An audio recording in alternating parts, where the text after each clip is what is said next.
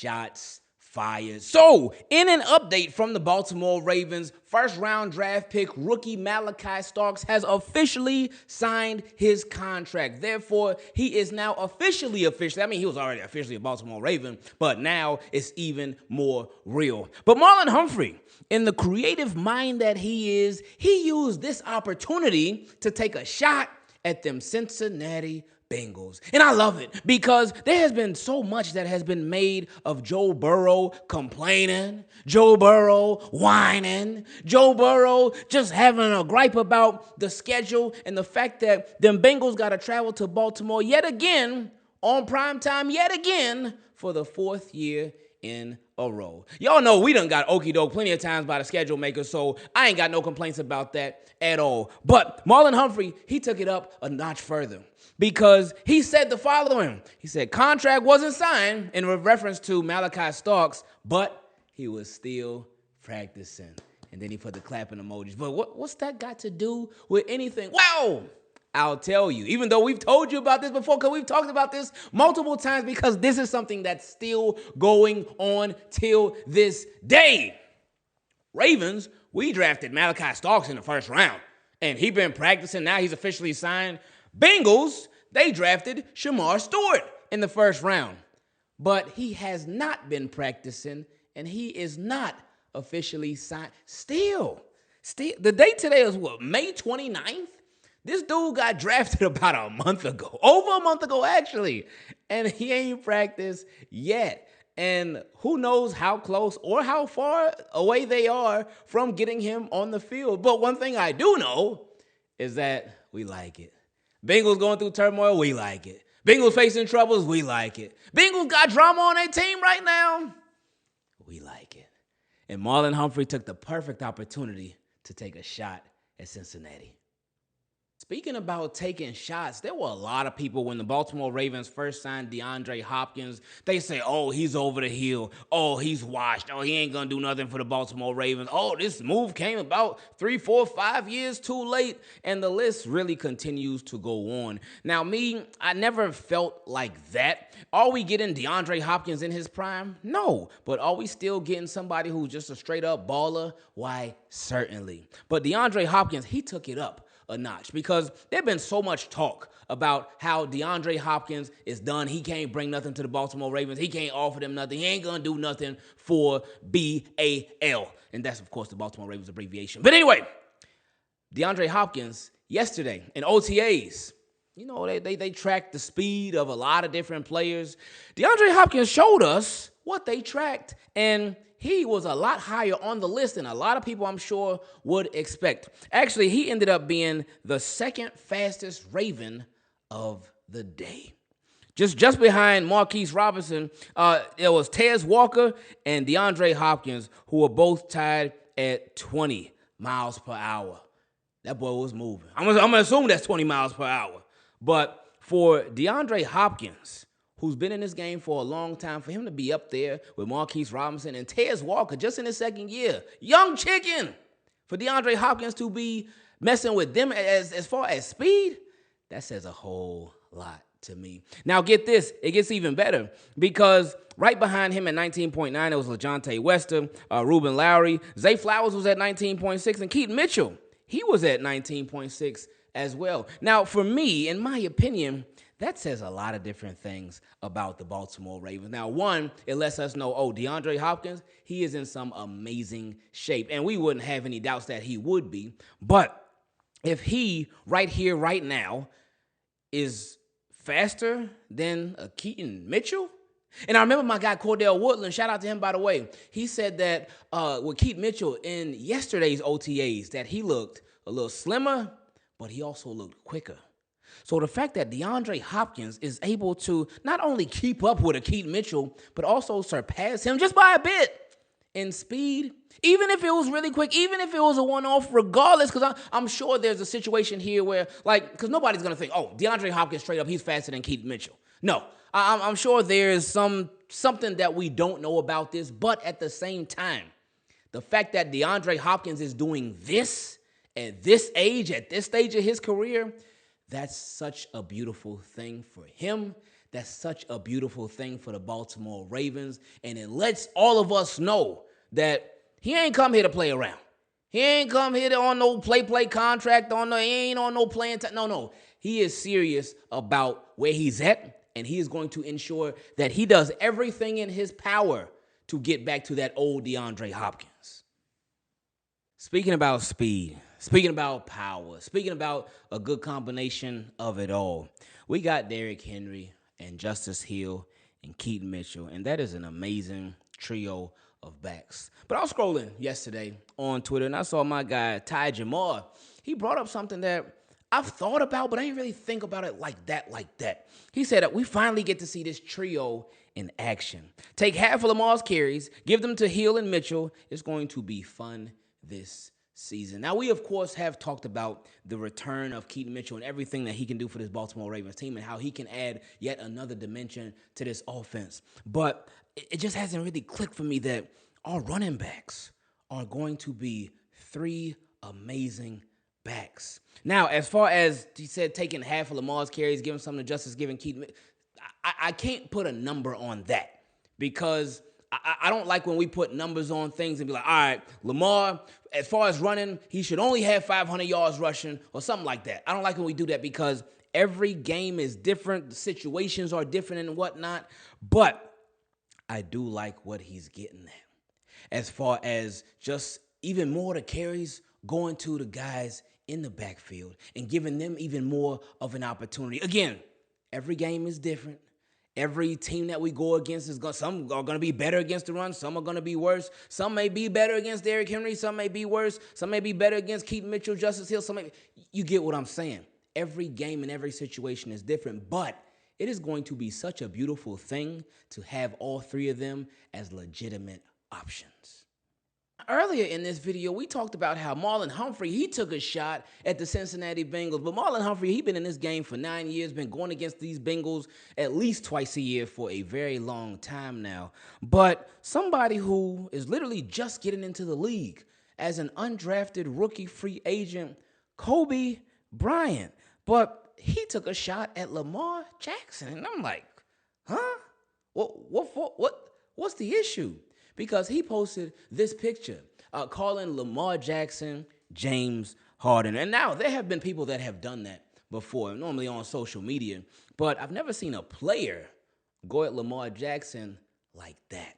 So I don't know what it's for. I don't know what the reason. I have seen people say that he's been doing this and posting that picture for a while now. So I don't know what the deal is with that. I was just like, oh, okay. But I did see on his Instagram, Ravens fans, boy, they went at him. They really did. Ravens fans do not play about Lamar Jackson. Lamar ain't had to say a word, and he really ain't got to say a word. I mean, this dude is a two-time MVP, all-pro, done broke 1 million records and gonna break 1 million more. He got it. Lamar obviously got it. Cobee Bryant is just coming into the league. So, I'm not sure what the issue is, but it's weird. Zay Flowers is going into year 3 of his rookie contract, and really just of his entire NFL career. And Zay Flowers has been a breath of fresh air when it's come to the Baltimore Ravens and them drafting wide receivers. Zay Flowers, literally from rookie year, made a huge impact, has been a phenomenal player, and he just keeps on getting better. But Zay Flowers, he realizes that he keeps on getting better, and he also realizes that, hey, I am due to get paid very, very soon. And actually, after this year, he's eligible for a contract extension. So what Zay Flowers has done, he has gotten a new agency to represent him. It says Ravens Pro Bowl wide receiver Zay Flowers. And hey, that Pro Bowl, that's on your resume. Nobody can take that from you. And you're going to use that when it comes to negotiating. Anyway, Ravens Pro Bowl wide receiver Zay Flowers has signed with Patrick Whitesell's new sports agency, Win Sports Group, for representation. So Zay Flowers, he's getting all his ducks in a row early. So when it comes to contract time, contract negotiating, then it can be as smooth a process as possible. But now, something that I was wondering about when I saw that, I said, could Zay Flowers be the first? No, not the first round draft pick from the Baltimore Ravens at wide receiver to get a contract extension, because technically Rashad Bateman did that. He was a first-round draft pick, and they signed him to a contract extension, a second contract. So Zay Flowers wouldn't be the first to do that, but could he be the first Ravens wide receiver drafted in the first round to sign a significant contract extension with the Baltimore Ravens? History is obviously not on his side, but history wasn't on his side when it came to Ravens having a Pro Bowl wide receiver that played wide receiver, because they've had Pro Bowl wide receiver like Jacoby Jones, for example. He was a Pro Bowl for kick return, but he made it as a returner, but not as a wide receiver. Zay Flowers, he broke the mold and made it to the Pro Bowl for the Baltimore Ravens as a wide receiver. Can he break the mold and get a large, significant second contract from the Baltimore Ravens as a wide receiver? That's tricky. That's very, very tricky, because the Ravens, they don't like to dish out money like that at the wide receiver position. So I know we ain't got to worry about that until start of next year and then the year after and whatnot, because they could pick up the 5th-year option. Y'all already know, but it is something to keep an eye on.